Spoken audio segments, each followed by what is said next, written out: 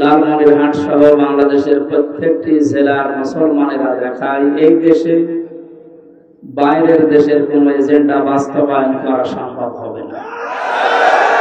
এখানে যারা সমস্ত দুর্বিসন্ধিতে আছেন, আপনারা থামেন। আপনাদের পরিকল্পনা কোনোদিন সফল হবে না।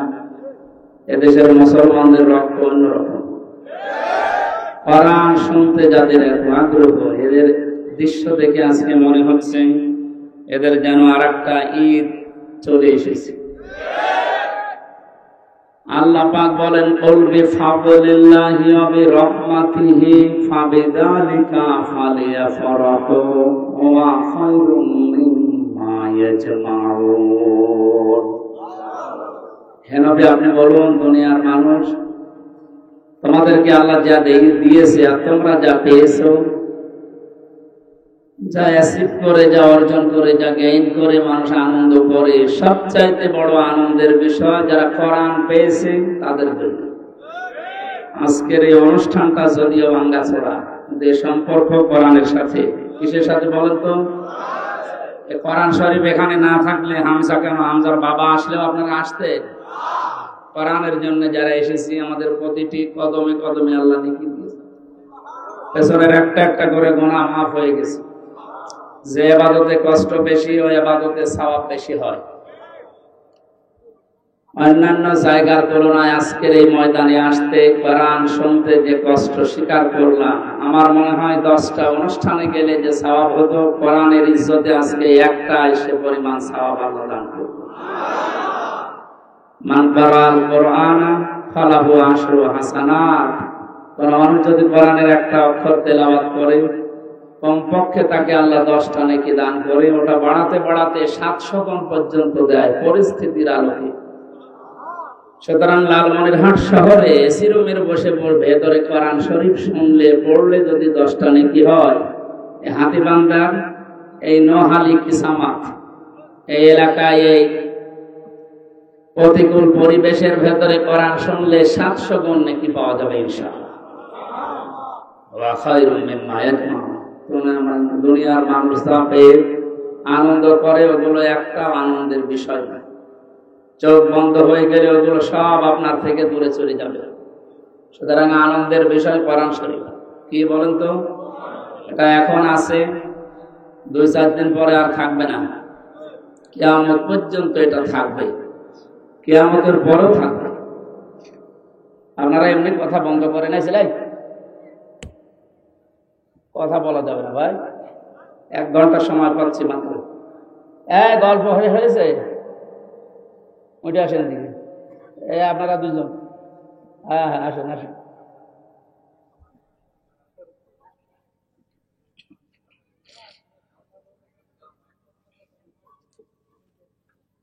বিশ্ববিদ্যালয়ে থাকাকালীন দেখেছিলাম 1-2 জন বসে বাদাম খাচ্ছে।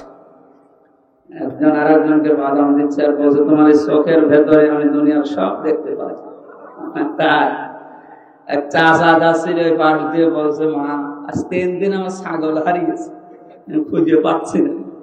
এই চোখের ভেতরে দেখো তো যে কোন জায়গায় আমার ছাগলটা আছে। ওদের দিকে তাকিয়ে মনে হচ্ছে যে ওই রকম কায়দায় গল্প করছে। দুনিয়া সব কিছু মনে হচ্ছে দেখতে পাচ্ছে।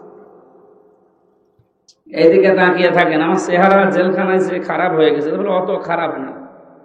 হ্যাঁ, অত খারাপ নাকি? হ্যাঁ, দেখার মতো আছে। ভালো করে তাকিয়ে থাকেন। কোরআনে কারীমের আয়াত আমরা পড়েছি, এখানে তাফসীরুল কোরআন মাহফিল লেখা, হক আদায় করে বলার চেষ্টা করব ইনশাআল্লাহ। আমরা আজকে খুশি আনন্দিত কোরআনে কারীমের কারণে। কোরআন বাদ দিয়ে এখানে ঐশ্বরিয়া রায় আসলেও আমরা আসতাম না। হ্যাঁ, এখানে আসতো ওই ধরনের মানুষগুলো, 3rd ক্লাস যারা ওই সমস্ত অনুষ্ঠানে যায়, তারা 3rd class, 1 class, 2nd class মানুষ ওই অনুষ্ঠানে যায় না। কারণ 1, 2nd এই সমস্ত মানুষগুলো আল্লাহর জান্নাত ভরার জন্য আল্লাহ রেখে দিয়েছে। আল্লাহ আমাদেরকে যেন আল্লাহর জান্নাত উদ্বোধন করেন, বলেন আমিন। দরুদ আর সালাম পড়ছে আমাদের নবী মুহাম্মদ রাসূলুল্লাহ সাল্লাল্লাহু আলাইহি ওয়াসাল্লামের প্রতি। আমরা বিভিন্ন নেতাদের কথা শুনছিলাম, আমি কয়েক মিনিট যেহেতু শুনতে পেয়েছি। বিশ্বনবী মুহাম্মদ রাসূলুল্লাহকে বাদ দিয়ে অন্য কাউকে যদি আপনি আদর্শ মেনে দুনিয়ায় চলেন, মরণের পরে বিনা হিসাবে বিনা বিচারে আপনি জাহান্নামে যাবেন। কথাটা খুব ভালো কথা, অথচ এই কথার উপরও অনেকে আমল করছে।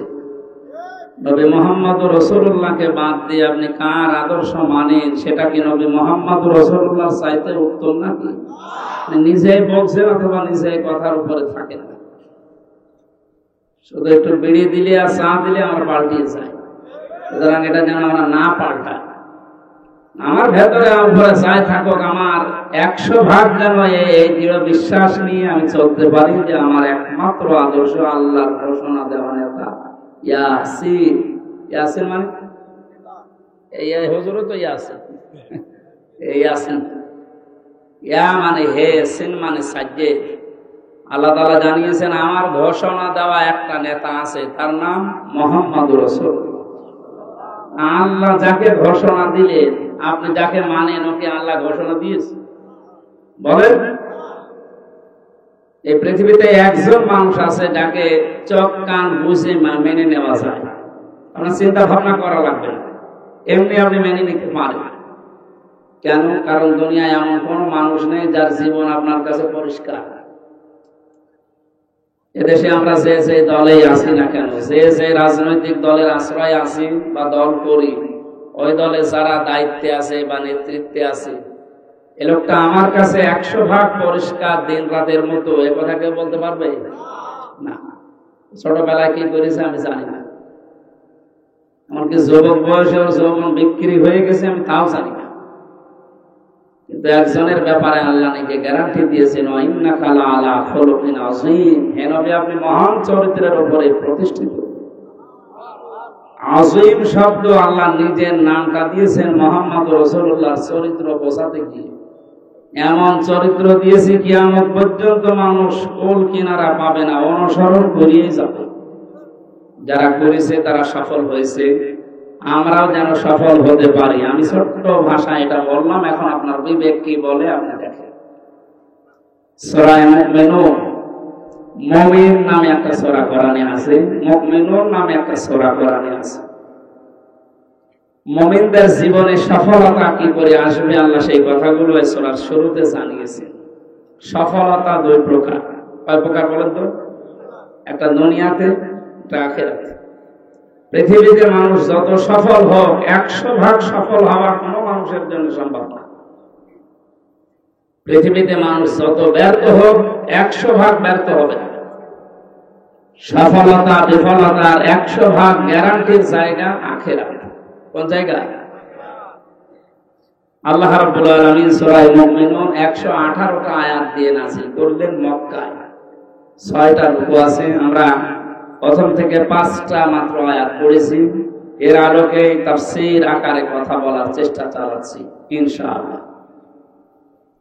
মুমিনুন, সূরা মুমিনুন আল্লাহ রাব্বুল আলামিন নাযিল করেছেন মক্কা ওই কঠিন মুহূর্তে, যখন মুসলমানদের উপরে জুলুম নির্যাতনের স্টিম রোলার চলছিল। আজ তামাম দুনিয়ার দিকে তাকান, ঠিক আমার মনে হচ্ছে 1500 বছর আগে মক্কার যে অবস্থা ছিল সূরা মুমিনুন নাযিল হওয়ার সময়, সেটা এখন তামাম দুনিয়ায় দেখা দিয়েছে। কোন সুসংবাদ আমাদের নেই, তামাম দুনিয়া এখন আমাদের জন্য দুঃসংবাদ। 13 লাখ পর্যন্ত মানুষ আমাদের দেশে এসে আশ্রয় অলরেডি নিয়ে ফেলেছে মায়ানমার থেকে। ঈদের দিন পর্যন্ত বাদ যাচ্ছে না, মানুষ হত্যা হতে আছে ফিলিস্তিনে। তামাম দুনিয়ার দিকে তাকালে শুধু মায়ের খাওয়া ছাড়া আমাদের কোনো কিছু খাওয়ার আর বাকি নেই, খালি মায়ের খাওয়া। আল্লাহ ওই সময় নাযিল করেছিলেন সূরা মুমিনুন। এখন যদি কোরআন নাযিল হওয়ার সিস্টেম থাকতো, আমার মনে হয় বিশ্বের মুসলমানদের এই দৃশ্য দেখে আল্লাহ রাব্বুল আলামিন সূরা মুমিনুন আবার নাযিল করতেন। এখন দেখি আল্লাহ কি জানালেন ওই সময় মুসলমান যারা ছিল তাদেরকে। আল্লাহ পাক বলেন, কাদ আফলাহাল মুমিনুন, অবশ্যই মুমিন যারা সফল হয়ে গেছে তারা। শব্দের দিকে একটু খেয়াল করে শুনেন, আপনার ভালো লাগবে। আর কোরআন শরীফে তো হামজার মুখের কথা নয়, কার কথা বলেন তো? আল্লাহর কথা যেভাবে শুনতে হয় এরকম মন নিয়ে অ্যাক্টিভ ভাবে শুনে, অবশ্যই ভালো লাগবে। আল্লাহ পাক বলেন কদ আফলাহাল মুমিনুন, মুমিন যারা সফল তারা, আর মুমিন যারা সফল হয়ে গেছে না হবে, হয়ে গেছে। অতীতের শব্দ দিয়েছেন আল্লাহ, মাঝি এটা পাস্ট দিয়েছে। অথচ যে সময় এই আয়াতটা আল্লাহ আকাশ থেকে পাঠাচ্ছেন ওই সময় মুমিনেরা সফল না, চারিদিকে মার খাচ্ছে। হযরতে বেলালের মতো মানুষ, তার গলায় রশি দিয়ে টানা হচ্ছে। হযরতে খাব্বাবের পিঠে আগুনের ছাকা দেওয়া হচ্ছে ঈমান আনার কারণে। আমাদের দেশের অবস্থা যাই হোক, ঈমান এনেছি আমি মুসলমান এই কথা বললে মারছে, এমন পরিস্থিতি হয়েছে। এরকম পরিস্থিতি ১৫০০ বছর আগে ছিল যে ঈমান এনেছি এই কথা বললে মারতে, অত্যাচার করত। কঠিন পরিস্থিতিতে আল্লাহ সান্ত্বনা দেওয়ার জন্য জানালেন কদ আফলাহাল মুমিনুন, ঈমান যারা এনেছো আমি আল্লাহ বলছি তোমরা সফল হয়ে গেছো। আমাদের দেশে সফলতা বিফলতার মানদণ্ড আমরা মনে করি বাড়ি হবে, গাড়ি হবে, ব্যবসা প্রতিষ্ঠান বড় বড় হবে, সাবেক আইসির মতো ধরা খাবে, এটার নাম সফলতা না। এদেশে অনেক মানুষ মনে করে যে আগে লোকটা গরিব ছিল, অনার্স মাস্টার শেষ করার পর বা এদিকে ডিগ্রি পাস করার পরে এমএ পাস করার পরে একটা চাকরি পেয়েছে, এমন চাকরি 2 লাখ টাকা একবারে বেতন পায়। আগে কুড়ে ঘর ছিল, এখন 2 তলা 3 তলা একটা বিল্ডিং বানিয়েছে। মানুষেরা বলতে আরম্ভ করেছে না এতদিন পরে আল্লাহর দিকে মুখ তুলে তাকিয়েছে, এতদিন আল্লাহ টাকাই। তার মানে এই কথা বলার অর্থ হচ্ছে যে এখন মোটামুটি সফল। মোটামুটি কি এটার নাম কি সফলতা? টাকা পয়সার মালিক হওয়া, ক্ষমতায় বেশি দিন থাকা, প্রভাব প্রতিপত্তি বেশি হওয়া, এটা যদি সফলতা হতো তাহলে হযরত ওমর বলেছিলেন হে পৃথিবীর মানুষেরা, আমি সারা দুনিয়ার অর্ধেক জায়গার বাদশাহ। হযরত ওমর বলছি দুনিয়াতে ক্ষমতা পেলেই যদি মানুষ সফল হয় তাহলে ফিরআউনের দিকে তাকাও, ওকে সফল না ব্যর্থ? আপনি আজ পর্যন্ত, আমি অন্তত জন্মের পর থেকে শুনিনি যে কেউ এ কথা বলে যে কুকুরটা আমি ফেরাউনের নামে রাখলাম, এ কথা কেউ বলে? অথচ ওটা ক্ষমতায় ছিল 600 বছর। কত? আমার মতো হামজা 10টা হায়াত পেলে যতদিন হবে ও অতদিন ক্ষমতায় ছিল, কারণ আমরা 60-70 বছর বাঁচি। সেই হিসাবে 10টা হায়াত পেলে আমার যতদিন হয় ও ক্ষমতায় ছিল ততদিন। কোনদিন তার মাথা ধরে নাই 600 বছরের ভেতরে ক্ষমতায় থাকাকালীন, কোনদিন বিশাল রাজ্য চালাতে গিয়ে মাথা ধরে নাই। মরণের পরে ওরে যেখানে রেখে দিয়েছে আল্লাহ শক্তি দিয়ে রেখেছে, মিশরের জাদুঘরে তারে রাখা আছে। আপনি বলেন তো এই মিউজিয়ামে না রেখে ওরে যদি রাস্তার পাশে কেউ রেখে দিত, মানুষ ওরে ছাড়তো না, জুতা দিয়ে পিটাত। তাহলে একটা বাদশাহ 1-2 বছর, 5 বছর, 15-20 বছর না, 600 বছর পর্যন্ত দেশ চালিয়েছে, অথচ তার জীবন সফল হতে পারেনি, সে ব্যর্থ হয়ে গেছে। হযরত ওমর বলেন দুনিয়ার মানুষেরা টাকা পয়সা হলে, অর্থ সম্পদ হলে যদি মনে করো যে লোকটা সফল হয়ে গেছে, তাহলে কারণের দিকে তাকাও। ওয়ালাকাদ ওয়াতাইনাহু মিনাল কুনুজি মা ইন্না মাফাতিহাহু লাতানু বিল উসবাতি ইলা আখির আয়াত।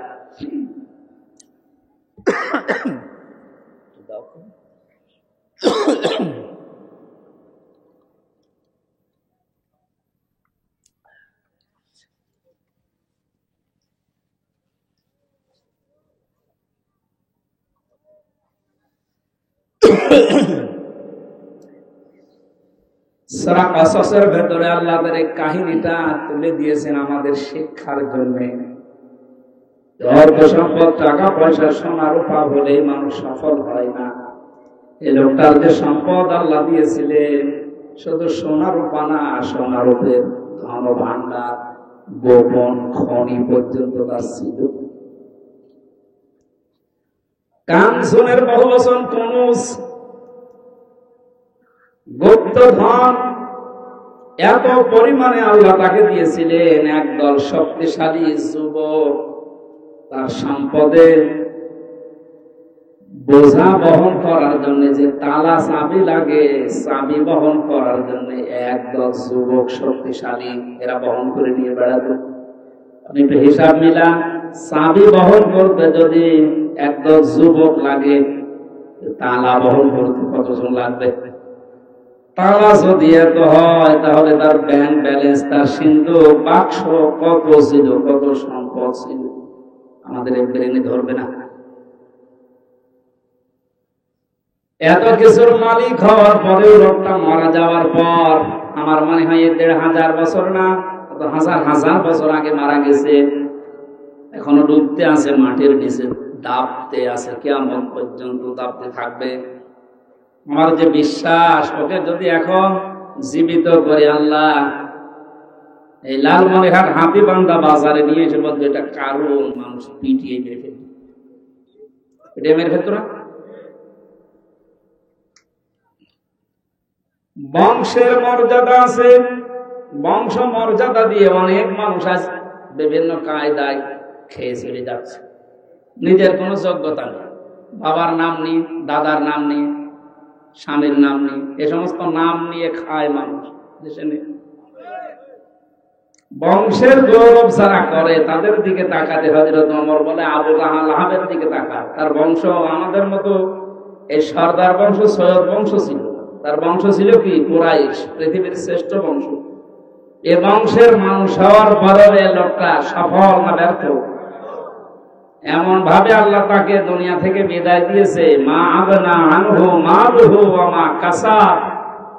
তার সম্পদ আদি, তার সন্তান আদি যা অর্জন করেছিল একটাও কাজে আসে নাই।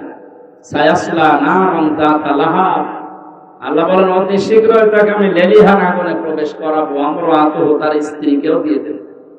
আমার এটা বলার উদ্দেশ্য না, হযরত ওমর তিনি পৃথিবীর মানুষকে জানাতে চেয়েছিলেন যে মানুষ যাদেরকে সফল মনে করে, যে বেশি দিন হায়াত পেলাম, বেশি দিন বেঁচে থাকলাম, টাকা পয়সা বেশি হচ্ছে, ক্ষমতায় বেশি দিন আছি, ভালো বংশের লোক আমি, প্রভাব প্রতিপত্তি এই নিয়ে, এইটাই সফলতা না। মানুষের সফলতা হচ্ছে তার ঈমান আছে কিনা, কি আছে কিনা।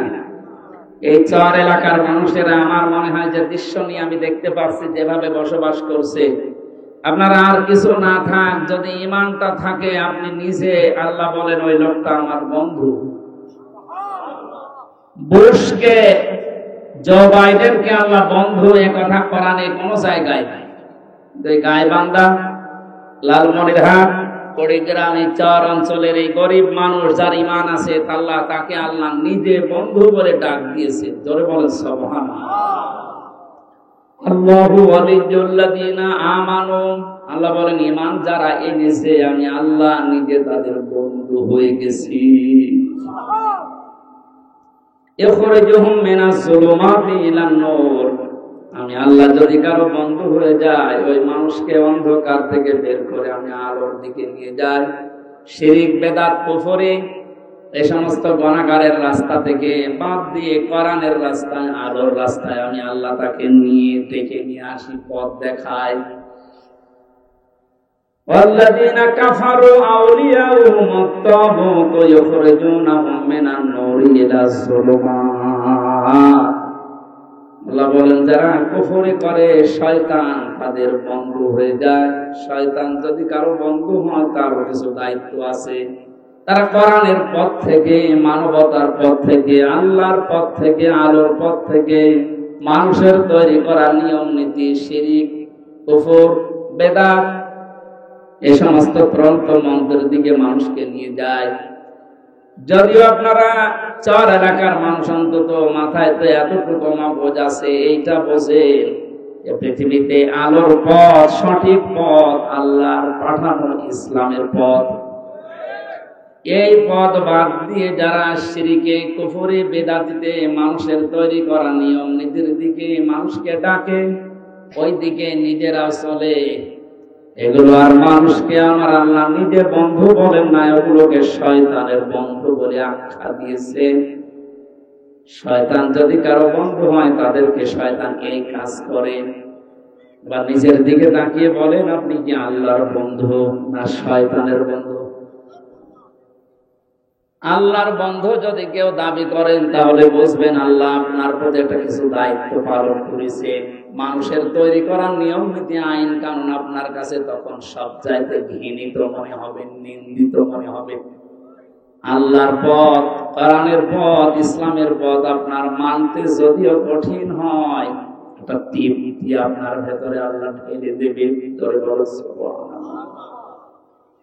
আমি তো এইটাই বুঝতেছি, এখন পৃথিবীতে তাম দুনিয়া আজ দুই ভাগ হয়ে গেছে, একটা ইসলামের দিকে, একটা কুফরের দিকে, একটা মাসলুমের দিকে, একটা জালেমের দিকে। হযরত বেলালের নাম আমরা সে জন্মের পর থেকে শুনছি। এই লোকটার বংশ ভালো ছিল না, টাকা পয়সা ছিল না, মানুষের বাড়িতে কাজ করে খেত, গোলাম চাকর, ক্ষমতাও ছিল না। তো ঈমান থাকার কারণে আল্লাহ এমন জায়গায় পৌঁছিয়ে দিয়েছিলেন, তার জীবনী পড়তে গিয়ে পেয়েছি। বিশ্বনবী বলে, আমি যখন আল্লাহর সাথে দেখা করার জন্য মেরাজে আল্লাহর আরশে যখন গিয়েছিলাম, সিদরাতুল মুনতাহা পার হয়ে হযরত বেলালকে এসে বলেছিলেন, তোমার পায়ের আওয়াজ আমি শুনতে পেয়েছি। অথচ লোকটার চেহারার যে বর্ণনা আমি পড়েছি হাদিসে, ওইরকম লোক এখানে একটাও নেই।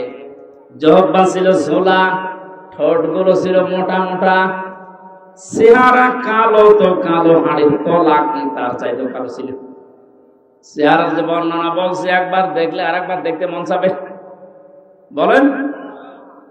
অথচ আমরা যারা ঈমান এনেছি, আমার যে বিশ্বাস এখন আছে, এই গাইবান্ধা, লালমনিরহাট, এই হাতিবান্ধার রাস্তা দিয়ে যদি হযরতে বেলাল হেঁটে যায়, আর সত্যি সত্যি যদি আমরা জানতে পারি এটা বেলাল, আমার মনে হয় নিজের রোমান পর্যন্ত তার পাও মোছাতে কেউ দ্বিধাবোধ করবে না।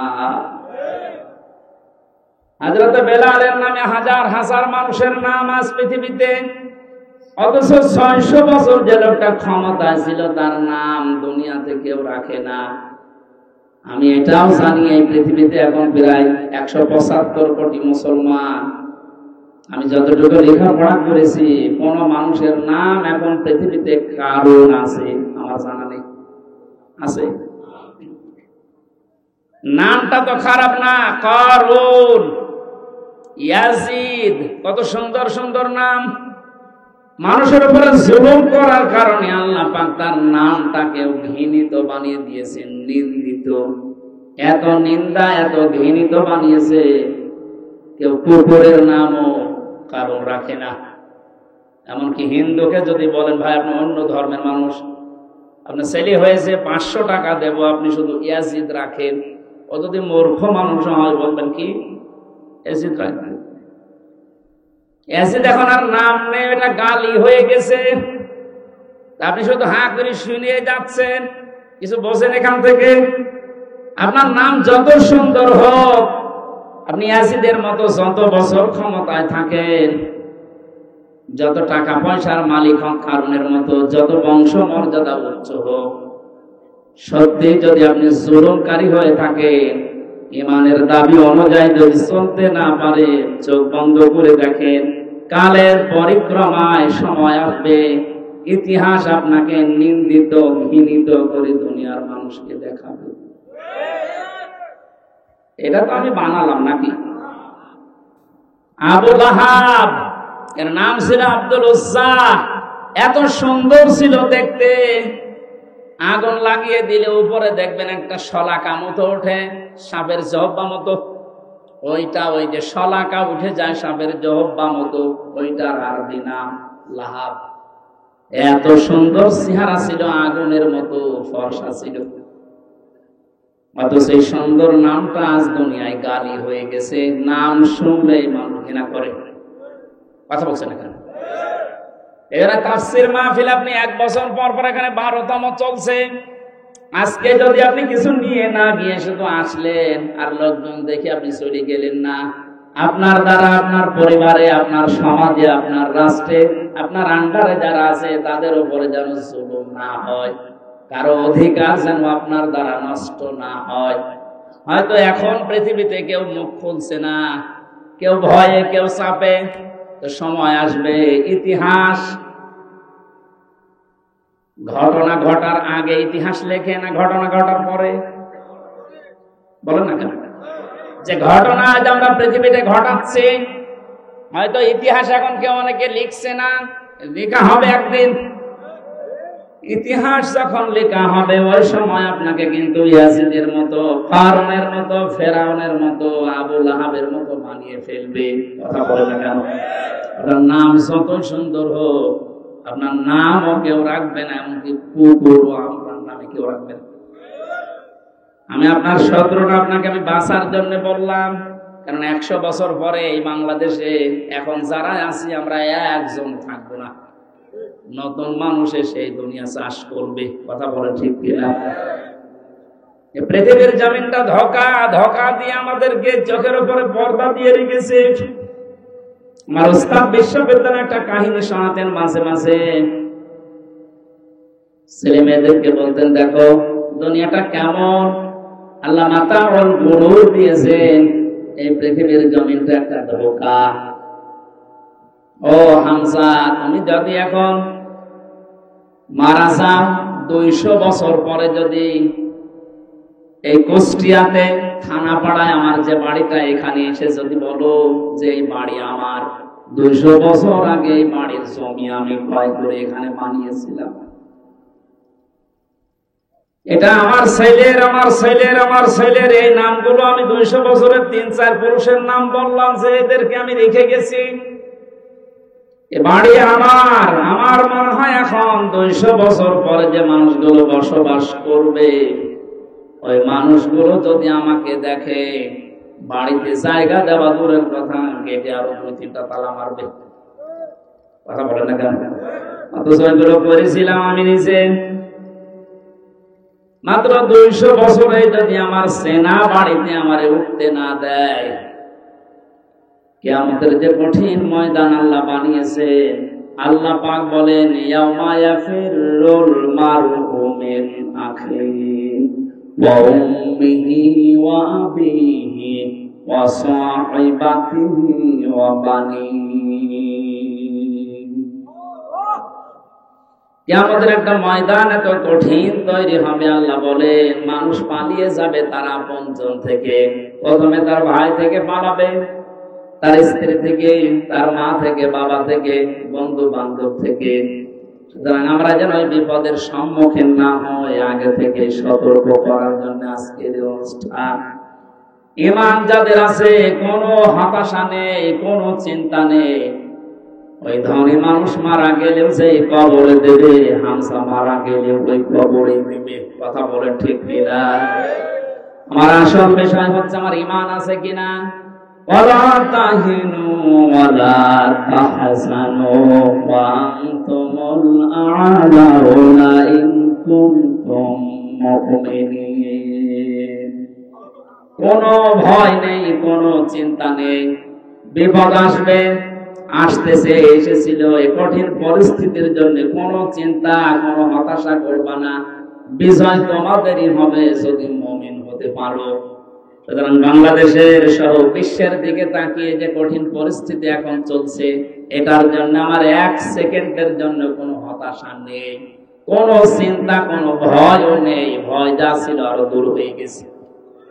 কারণ আমি জানি যে এই পৃথিবীতে আসল সফলতা ঈমানের কারণে, ঈমানদারের জন্য। ওই বুশের দাম, ব্যবহারের দাম আল্লাহর কাছে কানা কড়ি পরিমাণেও নেই। যে মানুষটা রিকশা চালিয়ে খায়, অথচ ঈমান আছে, এর মর্যাদা বাইরের চাইতে আল্লাহর কাছে কোটি গুণে বেশি। একটু এই ১৫০০ বছর আগে কোরআনে কারীম প্রচার করতে গেলে বাধা দিত কাফেরেরা। দুঃখজনক হলো সত্য, বাংলাদেশে কোরআন প্রচার করতে আজ বাধা কাফেররা দেয় না, দেয় মুসলমানেরা। এই অনুষ্ঠানটা করার জন্য 15 দিন ডিসি অফিসে, এসপি অফিসে, থানায়, টিওনোর কাছে 15 দিন 20 দিন যাওয়া লাগবে। কি আমরা এখানে কি মানুষ খুন করব? বলেন। শিশু মেলার নামে যে মেলাগুলো বাংলাদেশে অধিকাংশ জায়গায় দেখা যায়, শিশু নেই, খালি শিশুর খালারা আর মারা। ওই সমস্ত অনুষ্ঠানে তো অ্যাক্সিডেন্ট হয়, মানুষের চরিত্র নষ্ট হয়। এখানে এসে কিছু না হোক, অন্তত একটা মানুষের বিবেকে ধাক্কা লাগে, আমার দ্বারা আপনার কারো উপরে জুলুম হয়ে যাচ্ছে না তো? কারণ জুলুম যদি কারো দ্বারা কারো উপরে হয়, এই জালেম দুনিয়ার কোন মানুষের টার্গেট হয় না, ও সরাসরি আল্লাহর মামলার আসামি হয়ে যায়। কোরআনে কারিমে সূরা শুরা 42 নম্বর আয়াতের প্রথম অংশে আছে, ইন্নামাস সাবিলু আলাল্লাযিনা ইয়াজলিমুনান নাস। আল্লাহ পাক বলেন, অবশ্যই আমি আল্লাহ মামলা দেব, কেস করব, অভিযোগ দেব কিয়ামতের ময়দানে তাদের বিরুদ্ধে, দুনিয়ায় যারা মানুষ হয়ে মানুষের উপরে জুলুম করেছিল। ও লালমনিরহাটবাসী, বিবেক যদি একটু থাকে, একটু কাজে লাগান, এটা রেকর্ড হয়ে কালকেই সারা বাংলাদেশে ছড়াবে। আমার সামনে এখন মাত্র 1000 মানুষ না, আমার সামনে এখন 18 কোটি মানুষ। সবাইকে উদ্দেশ্য করে বলছি, এই দেশে আমার যতটুকু কোরআন হাদিস পড়ার পরে বাস্তবতা দেখতে পাচ্ছি, এদেশের 100 জনের 98 জন আল্লাহর মামলার আসামি। ঠিক যারা বলছেন আমরা কি, আমার দ্বারা হয়তো আমার স্ত্রীর উপরে, আমার সন্তানের উপরে, আমার মা বাবার উপরে জুলুম হয়ে যাচ্ছে, এমনকি আমার ভাইয়ের উপরে, আমার বোনের উপরেও জুলুম হয়। গত কয়েকদিন আগে একজন প্রশ্ন দিয়েছে, হুজুর বোনের জনক দেয়া লাগবে, দেয়া লাগবে মানে কেউ যদি রাস্তায় ডাকাতি করে তার যে গুনাহ হয় তার চাইতে ডবল গুনাহ হবে কেউ যদি বোনের জমি ভাইয়ের জমি মেরে দেয়। অত সেরকম বহু মানুষ পাওয়া যায় 5 ওয়াক্ত নামাজ তাহাজ্জুদ মিলে পড়ে, হজ করে এসেছে, বোনের জমি না দিয়ে ফাঁকি দিয়ে খেয়ে ফেলছে। কিয়ামত পর্যন্ত হজ করলে ওর হজ কবুল হবে। যারা মানুষকে শরীক ফাঁকি দিয়েছে তাদের 2টা অপরাধ হয়, 2টা গুনার কারণে তাদেরকে আল্লাহ 2টা শাস্তি দেবে। 1 নম্বরে ওই মানুষ যেই দিন শরীক ফাঁকি দিয়েছে ওই দিন থেকে যতদিন ইবাদত করবে মরণ পর্যন্ত কোনো ইবাদত মাথার উপরে উঠবে না। 2 নম্বরে মানুষ যখন মারা যাবে তখন ঈমান পাবে না, বেঈমান হয়ে মরবে। বাংলাদেশে শরীক ফাঁকি দেওয়া মানুষ আছে না? কিছু মানুষ জমিন চাষ করে, এলাকায় জমিনের দাম মনে হয় এরকম না, জমিন চাষ করতে করতে পুরা জমিন ঠিক আছে, আইলের কাছে গেলে নাঙ্গলের মাথা বাঁকা হয়ে যায়। যত বরকত আল্লাহ আইলের কাছে দিয়েছে, আর আইল কাটতে কাটতে এমন আইল বানিয়েছে, ও আইল না পৌঁছেরা। আইলের কাছে গেলে আর সাবধান হওয়া দরকার, কারণ 1 বিঘত জমি যদি অন্যের ভেতরে চলে যায় আপনার, আইল কেটে হোক আর যে কোনো কায়দায়, কিয়ামতে এই তামাম দুনিয়ার মতো 7টা জমিন মাথার উপরে চাপিয়ে দেবে। এটা কি হাস্যকর কথা? বলেন। যারা এরকম লাইনে আছে আল্লাহ তাদেরকে, যে ভূমিদস্যু যারা মানুষের জমিন ফাঁকি দিয়ে খায়, জোর করে, অন্যায় করে, অবৈধভাবে দখল করে খাচ্ছে, আপনি থামেন। আপনার এই সমস্ত অবৈধ সম্পদের মালিক হওয়ার জন্য আপনার ছেলে, আপনার মেয়ে, আপনার বউ প্রস্তুত হয়ে আছে, কিন্তু এইটার কারণে যে গোনা হয়েছে, এই গোনা নেওয়ার জন্য কেউ প্রস্তুত না। বলেন। বাংলাদেশের এক এমপি কয়েকদিন আগে মারা গেছে, টুকরা টুকরা হয়ে। কত কোটি টাকার মামলা নিয়ে তাকে টুকরা টুকরা করেছে, কত কোটি টাকা বানিয়েছিল। এই টাকাগুলো এখন তার মেয়ে, তার বউ, তার ছেলে এরা ভোগ করছে। কিন্তু তার পাপের কারণে, তার এই অবৈধ ইনকামের কারণে যে পাপ হয়েছিল, এই পাপের আল্লাহকে বোঝাতে পারেন মনের ভাষা দিয়ে যত আবেগ আসবে আপনার ভেতরে তত তাড়াতাড়ি আপনার দোয়াটা কবুল হওয়ার সম্ভাবনা বেশি। এখানে সফল হতে হলে আমাদেরকে প্রথমে নামাজ ধরতে হবে। যারা নামাজ পড়েন না, 5 ওয়াক্ত নামাজ আরম্ভ করেন, নামাজের ভেতরে খুশু আর খুশুনি আনতে হলে নামাজ বুঝতে হবে আগে। সাহাবী নামাজ আদায় করার পরে সেজদা শেষ, নামাজ শেষ, চলে যাচ্ছে, নবীজি বললেন দাঁড়াও, নামাজ পড়ো। তুমি জানো নামাজ পড়োনি। সাহাবী আবার নামাজ আদায় করলেন। বিশ্বনবী বললেন তুমি নামাজ পড়ো, তুমি নামাজ পড়োনি। লোকটা আবার নামাজ আদায় করেছে। নবীজি বললেন নামাজ পড়ো, তুমি জানো নামাজ পড়োনি। লোকটা আবার বসে পড়েছে। ডাক দিয়ে বলে ইয়া রাসূলুল্লাহ, আমি এর চাইতে সুন্দর করে নামাজ আর পড়তে পারি না। আল্লাহর নবী বললেন এতক্ষণ পর্যন্ত সে নামাজ আদায় করেছো, এই নামাজ আমি শেখাইনি। সাল্লু কামা রাআইতুমুনি উসাল্লি, নামাজ পড়ো ওইভাবে যেভাবে আমাকে পড়তে দেখো। এইজন্য লালমনিরহাট মাসে নামাজ আজকে থেকে আরম্ভ করবেন। নামাজের 13টা ফরজ, 14টা ওয়াজিব। যারা জানে তাদের কাছে 1 দিন 2 দিন 5 দিন করে করে শিখে নিন। মনে করবেন এইটা আমার খাবার খাওয়ার মতো একটা দায়িত্ব। কথা বুঝতেছেন? সফল হতে হলে মাস্ট বি নামাজ লাগবে। নামাজ ছাড়া কেউ সফল হতে পারে না। কোন মানুষ যদি নামাজ পড়ে না, আকাশ দিয়ে উড়ে যাচ্ছে, বুঝবেন এটা ভণ্ড। কথা বোঝেন? হয়তো জিনকে বশ করার মাধ্যমে অথবা কুফরি কালামের মাধ্যমে এই কাজ করছে। নামাজ আদায় না করে কেউ যদি আকাশ দিয়ে উড়ে যায়, ওটা যদি ভণ্ড হয়। যে দরবারে গেলে নামাজ নেই, নামাজের শিক্ষা নেই, ওটা ভণ্ডের দরবার না।